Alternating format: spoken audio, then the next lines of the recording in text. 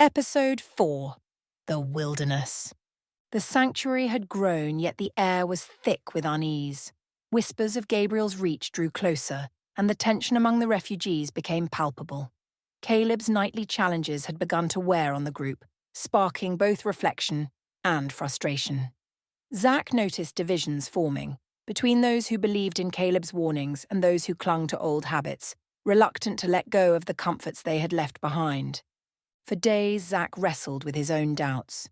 John was still just a child, his presence stirring people in ways that Zach couldn't explain. And Caleb's fiery rhetoric hinted at something bigger, something beyond their small, fragile community. But Zach couldn't ignore the feeling that they were on borrowed time. One morning, Zach woke to find Caleb gone. A few of his closest followers claimed he had gone into the wilderness, saying only that he needed clarity. It wasn't long before rumours spread. Some believed he was testing himself, preparing for a greater challenge.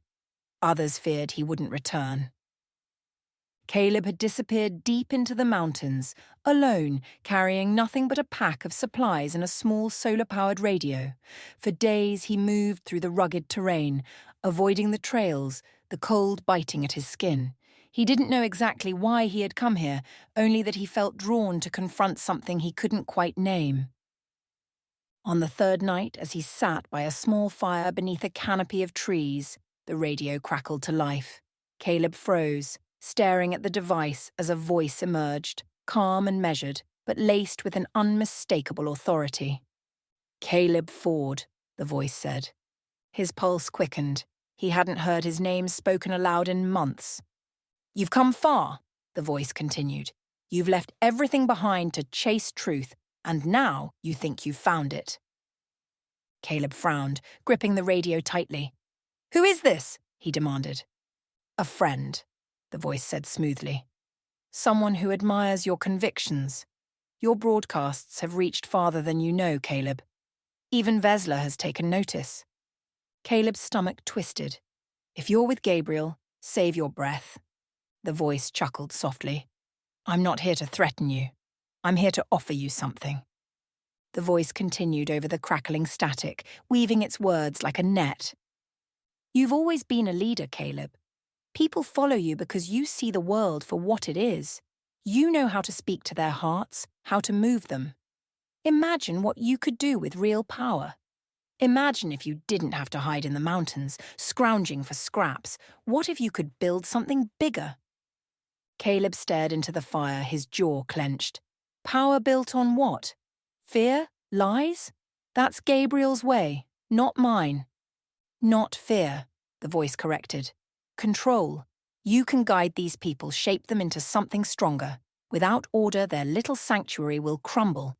Chaos will consume them, just as it has every movement before it. But you could be the one to fix it." Caleb shook his head, his heart pounding. "I'm not here to fix anything. I'm here to tell the truth. If that's not enough for them, so be it."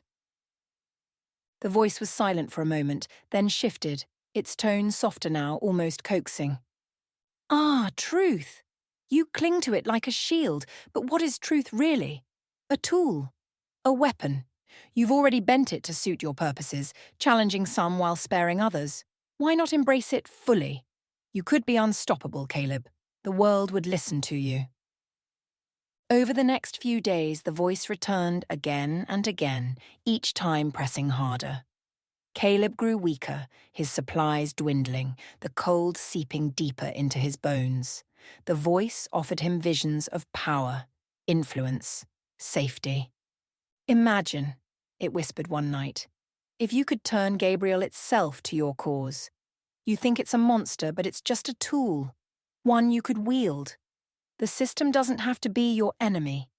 You could make it serve you. Just say the word." Caleb closed his eyes, gripping his radio with trembling hands. The offer was seductive. He had seen the chaos among the refugees, the cracks forming under the weight of their fears and divisions. Perhaps control was the only way to save them, to save himself. But as the voice grew louder in his mind, Caleb began to sense something else, something quiet and unshakable beneath the noise. A presence. It wasn't a voice, Not exactly, but a steady certainty that pushed back against the temptation. It reminded him of the river, its relentless pull that carved through stone over time, not with force but with unwavering persistence. "No," Caleb said finally, his voice hoarse but firm. "You don't own the truth, and you won't own me." The radio fell silent.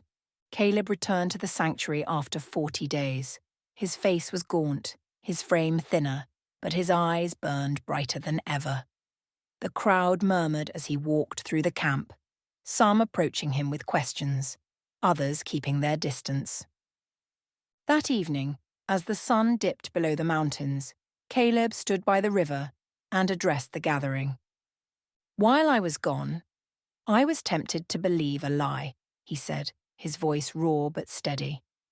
"A lie that power could save us, that control could protect us, that we could rebuild what we lost if only we were willing to bend the truth. But the truth isn't something you bend. It bends you. It breaks you. And that's the point."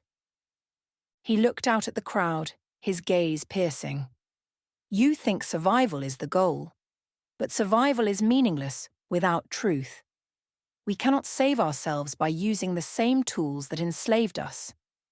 And if you're not ready to let go of those tools, then you're not ready to be free." Zach watched Caleb from the edge of the crowd, holding John close. He felt a quiet sense of awe at the man's resilience, but he also sensed that Caleb's role was shifting. He was a voice, yes, but only a voice. There was something more to come, someone greater, someone who wouldn't just speak truth but embody it. Later that night, Zach found Caleb alone by the fire. "You said no to something out there," Zach said quietly. "Something big." Caleb nodded, staring into the flames. "It wasn't just me saying no. I felt something else. Someone else. A presence, like they were with me the whole time, guiding me, holding me steady." Zach felt a chill, not of fear, but of recognition. "Do you think it's the one you've been talking about? The one who's coming?" Caleb didn't answer right away. When he finally spoke, his voice was quiet, almost reverent. "They're already here. I don't know where or when we'll see them, but they're here. I can feel it." And as the fire crackled between them, Zach felt it too, a quiet certainty, like a thread running through the wilderness, pulling them towards something greater than they could imagine.